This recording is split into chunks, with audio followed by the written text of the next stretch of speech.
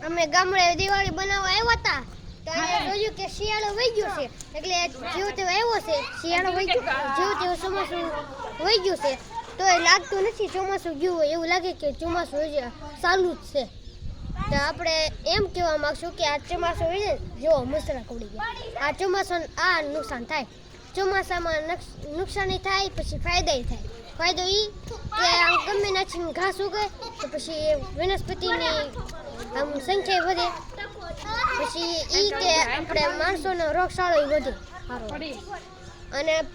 તમને ખબર છે કે